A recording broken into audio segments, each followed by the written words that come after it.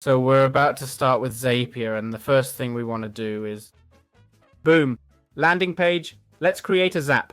A Zap is a workspace, so we click create and then Zap.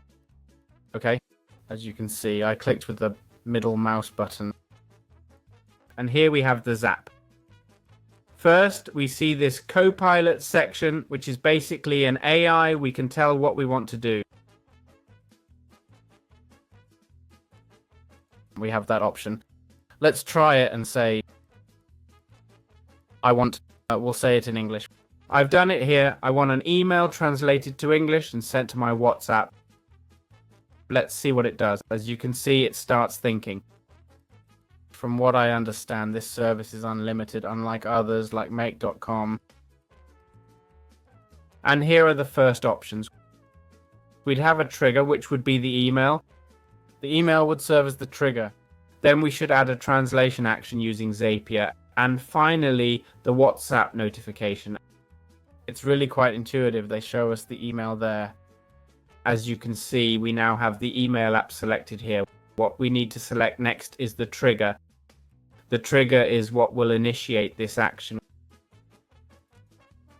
In other words, when will this program activate? When we click on it. For example, when we receive a new email, when we add a new label, we can choose when we want it. We'd connect the email here. Crucial to link the account. Then we have this translate option where we can, it's pretty intuitive to be honest. Very intuitive. I knew it was easy, but not this easy. The text would be filled with the outgoing email content.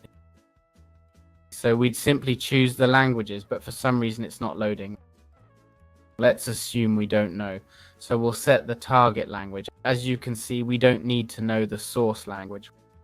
We'll just specify that the output should be in English. Here, for example, we click the plus for text and add the email. It says I need to complete this step before adding the email result. You have to connect the account and such. Finally, once we have the email info, which would be sent here as text, we'd send it to WhatsApp and do the same thing again. The message is sent and the text comes from the translation. Can we add steps in between? Of course we can add. There are like 7,000 extra apps available. We can do whatever we want, even store it in Google Sheets if we like.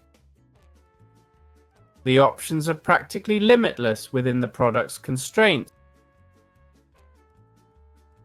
We can extend this process as much as we want if we can afford it. So that's how Zaps work. Very intuitive. It really functions like other automation programs.